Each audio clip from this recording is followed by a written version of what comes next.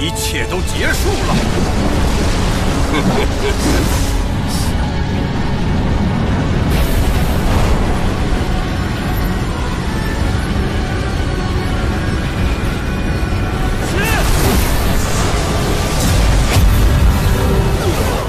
叶问，现浪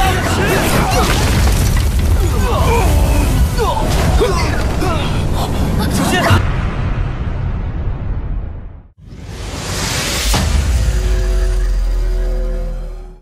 Oke guys, welcome back to Cakra Diva dalam pembahasan alur cerita BTTH Season 5 episode ke-37.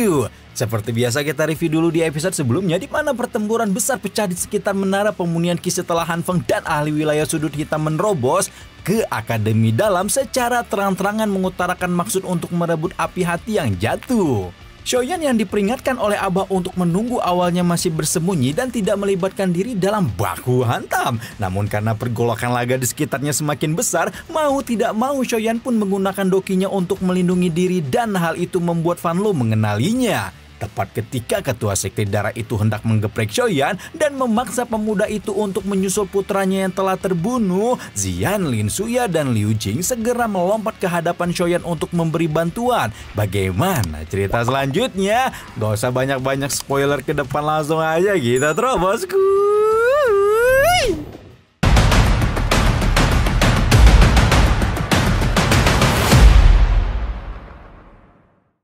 Baku hantam masih terus berlanjut di mana para tetua akademi terus berusaha menghadapi ahli wilayah sudut hitam, sementara Xian dan duo cowok-cowok juga masih berdiri dengan penuh konfrontasi di hadapan Fan Lo. Seger setelah 3 krucil akademi itu menghalangi rencananya, Fan Lo menciptakan 3 gelombang doki yang diaglomerasi menjadi ular darah yang mampu diatasi cepat dengan tinju barbar Xian. Meskipun Xian mampu mengatasi ular darah dengan cepat, hal yang berbeda terjadi kepada Lin Suya dan Liu Jing karena keduanya merasa kesulitan ketika bergulat dengan ular darah. Oleh karena itulah Xian mengulurkan tangannya untuk memberi bantuan kepada duo cowok peringkat atas menghancurkan ular darah.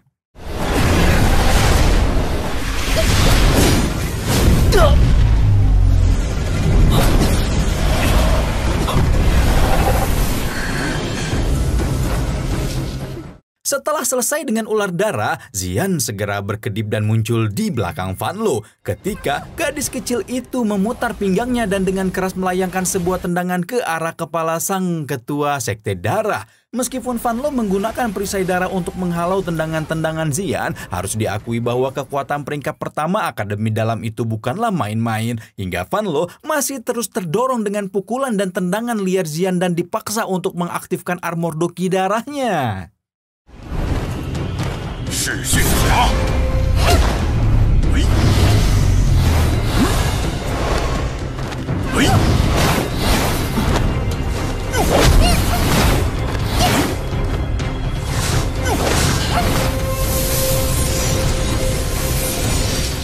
Bahkan setelah melihat pihak lain mengaktifkan armor tidak membuat Xian gentar sedikit pun, malah mengeluarkan lebih banyak serangan yang membuat Fan Lo cukup kesulitan. Tidak mau dipojokkan oleh doling rendahan seperti itu, Fan Lo pun mulai merapal salah satu teknik dokinya, yaitu tangan darah iblis, dan menciptakan sebuah tangan raksasa setinggi 20 kaki tiba-tiba muncul tidak jauh di atas kepalanya dan hampir saja melibas tubuh Xian kalau saja Liu Jing tidak menghalau tangan itu dengan tombak gunungnya.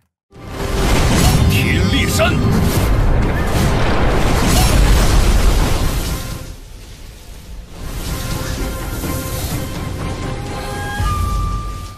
Ya, geng cowok-cowok tidak mau Xian mengambil seluruh pertarungan oleh dirinya sendiri, dan karena itulah tidak hanya Liu Jing, sosok Lin Suya juga muncul di tengah-tengah pertarungan sebelum mengaktifkan teknik Qinyan Jingyang dan melesatkan pedang gioknya ke arah Fan Lo. Namun belum sampai pedangnya benar-benar menyentuh tubuh Fan Lo, lautan darah menguar dari tubuh Fan Lo menahan pergerakan tubuh Lin Suya sepenuhnya dan melemparkan salah satu lagi tangan darah iblis hingga menghantam tubuh peringkat kedua Akademi Dalam itu dengan kejam.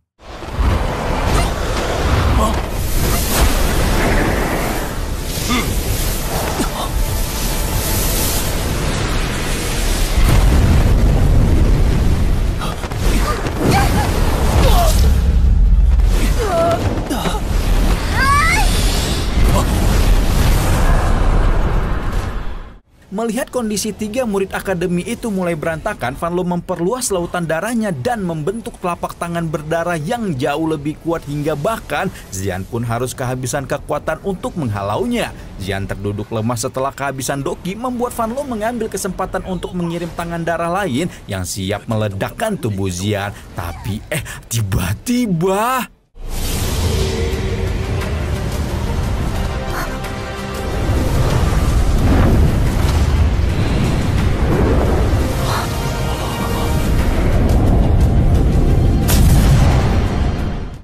tiba-tiba saja sosok pemuda bersayap ungu keperakan muncul di hadapan Xian menjentikan satu jarinya dan langsung membakar tangan berdarah menjadi ketiadaan.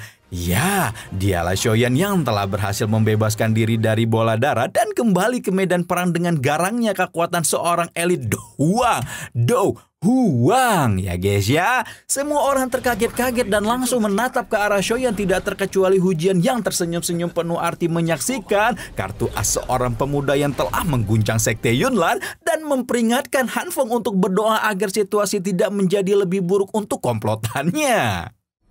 不然的话，祈祷院长短时间不会回来。你最好祈祷院。 Mata Han Feng sedikit menyipit saat dia berusaha mengendalikan diri dan berbicara dalam suara samar bahwa harta unik seperti api surgawi seharusnya dimiliki oleh orang yang tepat dan tidak disegel seperti yang dilakukan oleh Akademi Jianan. Meskipun mulutnya masih beradu argumen dengan Hu Jian, Han Feng sebenarnya tidak bisa mengalihkan perhatian pada si pemuda bersayap ungu yang entah kenapa membuatnya merasakan begitu familiar. Han Feng juga mengamati Su Jian yang masih baku hantam dengan Tuan Emas Perak, di mana jelas sekali jika keduanya tetap tidak akan mengalahkan Hu Jian. Karena itulah Han Feng berpikir untuk mempercepat proses perebutan api surgawi dan segera melanjutkan baku hantamnya dengan Hu Jian. 痴人做梦。 Sekarang balik lagi ke Xiaoyan yang segera bagi-bagi sembako pil obat untuk temannya yang terluka dan membuat Xian kepo berat ingin tahu pil obat macam apa yang dikonsumsi Xiaoyan hingga dia bisa berubah jadi Do Huang dadakan. Namun pertanyaan itu hanya dibalas dengan kekehan oleh Xiaoyan sebelum ketua gerbang pan itu sekali lagi meminta Xian mundur agar dia bisa melanjutkan pergelutan dengan Van Lo. Akhirnya dengan enggan Xian pun mengangguk dan meminta Xiaoyan membalaskan dendamnya kepada ketua sekte darah tersebut. Begitu Xian, Lin Suya dan Liu Jing telah mendarat di bawah, murid-murid lain segera berkerumun dan memastikan ketiga teman mereka baik-baik saja. Di sisi lain, ketiga murid top justru mengangkat kepala dan melempar pandangan kagum ke arah Xiaoyan seolah sadar bahwa peringkat teratas daftar terkuat seharusnya dimiliki oleh pemuda itu. Sementara itu, Van Lo yang masih menyembunyikan diri dalam kabut darah mengaku jika kedohuangan Xiaoyan itu memang sangat mengejutkan. Namun Van Lo akan menunjukkan bahwa kekuatan Do Huang abal-abal pasti tidak akan mampu mengalahkan Do Huang sejati seperti dirinya. Ketika itulah Van Lo mengeluarkan sekali lagi kabut darah yang lebih pekat berencana untuk menenggelamkan Xiaoyan dalam lautan darah, tapi ternyata...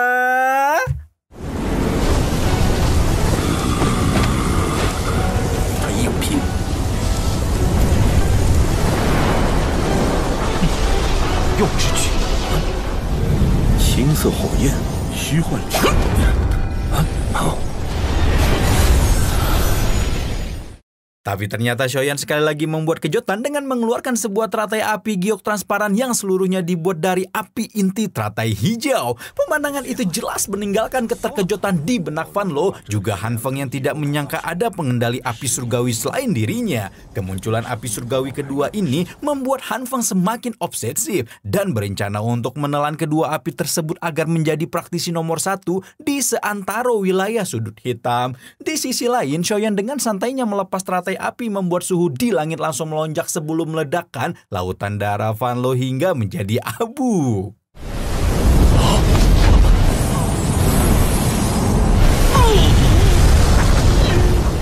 Van Ling yang masih menyembunyikan dirinya di dalam lautan darah benar-benar tidak menyangka kalau Xiaoyan mampu menghancurkan tekniknya hingga seperti ini. Van Ling memiliki reputasi besar di wilayah sudut hitam dan tidak terima dihancurkan oleh bocah bau kencur seperti Xiaoyan.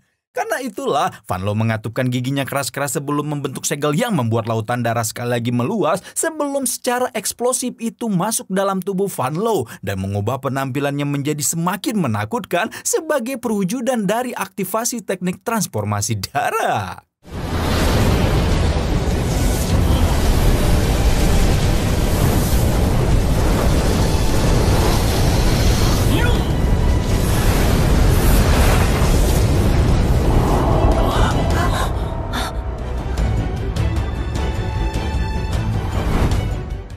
Sayap dokinya berubah menjadi kobaran api darah yang menyilaukan, kukunya memanjang dan matanya memantulkan kilatan dingin di bawah sinar matahari sebelum meraung dengan suara memekakan ke arah langit. Dengan tawa dingin, Van Lo memperingatkan Xiaoyan untuk tidak menyesal kemudian karena telah memaksanya untuk menggunakan teknik transformasi darah. Namun bukannya takut, Xiaoyan justru mengonfrontasi Van Lo sekali lagi dan mengatakan jika Van Lo terlalu mencintai putranya, maka Xiaoyan tidak keberatan untuk memberi tumpangan ekspres untuk mengirim ketua sekte darah itu bertemu putranya. Van Lo tertawa tidak mempercaya apa yang baru saja dia dengar. Kemarahan membumbung dalam hatinya dan matanya seperti mata pisau tajam saat menatap Xiaoyan dan mengatakan bahwa dia akan bunuh diri kalau tidak berhasil memotong dan menelanjangi tulang Xiaoyan. Van Lo memadatkan dokinya menjadi sebuah tombak darah merah tua sebelum membawanya mendekati Xiaoyan dengan raungan kemarahan dan kekejaman yang membuncah. Xiaoyan menyadari bahwa setelah mengaktifkan transformasi darah, kecepatan Van Lo telah meningkat berkali-kali lipat, membuat Xiaoyan sama sekali tidak bisa mengendurkan penjagaannya dan segera menarik keluar penguasa hitam Suan untuk diadu dengan tombak darah Van Lo.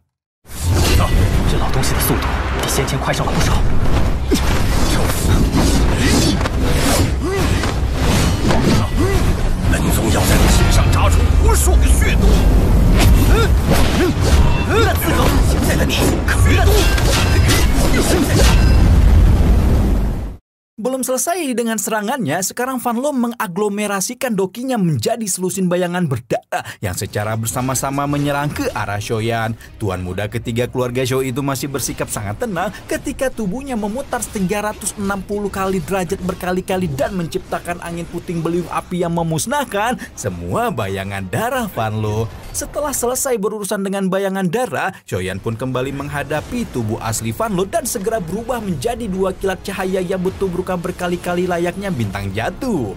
Ketika itu, Xiaoyan berhasil mengambil alih penguasaan atas tombak darah dan memanfaatkan kesempatan untuk mengirim sebuah bola api yang begitu cepat berpindah ke hadapan Van Lo hingga ketua sekte darah tidak mampu menghindarinya.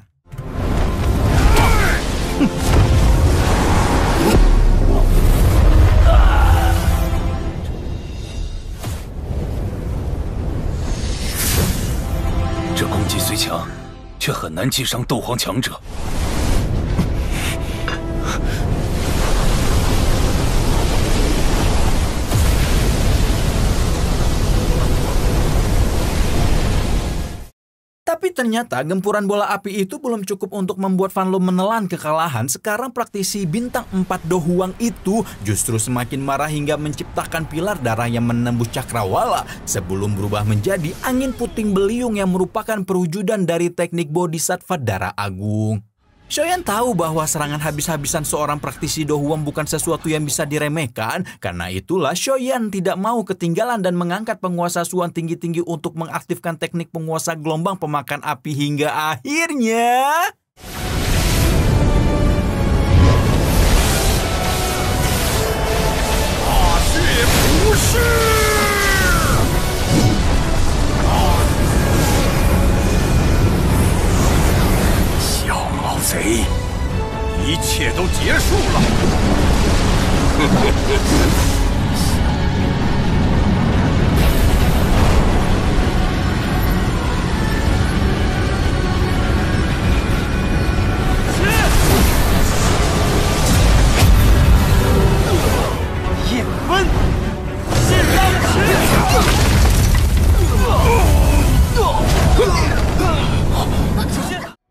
Ledakan dahsyat itu segera meninggalkan semua orang yang sebelumnya masih asyik baku hantam tenggelam dalam keterkejutan. Bagaimana tidak, mereka baru saja melihat seorang pemuda kurang dari 20 tahun mengeluarkan teknik Do tingkat bumi yang sebanding dengan bodhisattva darah agung Van Lo. Di sisi lain, Van Lo tidak menyangka Xiaoyan mampu menghalau serangannya dan memutuskan untuk melarikan diri sambil menunggu efek kekuatan pinjaman Xiaoyan memudar. Tapi tidak semudah itu, Ferguson, karena sepersekian detik kemudian Xiaoyan menjelma menjadi bayangan perak sebelum melayangkan sebuah gempuran keras ke tubuh Van Lo.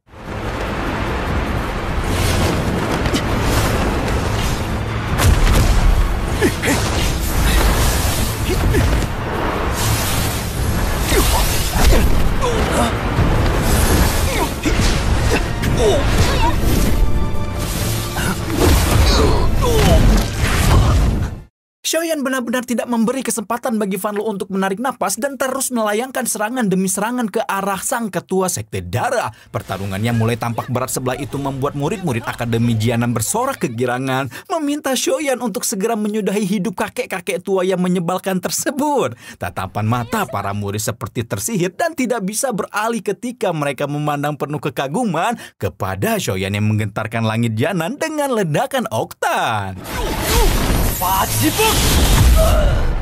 Van Lo benar-benar dikirim terbang dengan cara yang sangat mengenaskan, membuat ketua sekte darah itu segera menggunakan jurus bersilat lidah dan mengajak Xiaoyan bernegosiasi untuk menyelesaikan permasalahan mereka. Namun Xiaoyan bukanlah orang bodoh. Dia tahu bahwa Van Ling hanya berniat mengulur waktu dan karena itulah Xiaoyan tidak mau meladeninya. Nah, ketika Xiaoyan sudah berniat menyudahi perlawanan Van Ling dan mengirim mbah-mbah sekte darah itu menyusul putranya ke alam baka, tiba-tiba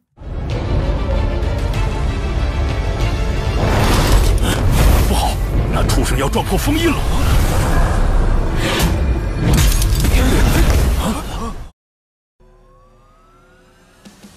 Edian, kayaknya piton api udah empet nonton pergelutan 1 episode nih, makanya mulai ngancurin segel biar bisa join baku hantam lagi. Waduh, Dudu, gimana ya cerita selanjutnya setelah piton api menghancurkan segel menara pemunihan Ki? Apakah berarti pemberontakannya akan berlanjut? Apakah ini adalah momen pembuka sebelum Xiaoyan masuk ke dunia magma?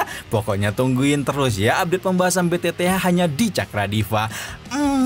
Yang udah gak sabar seperti biasa tonton spoilernya di Gnosis ya. Udah sampai episode 40 tuh kita bikininnya. Ya udah, kalau gitu Rama di sini pamit ya. Bye bye.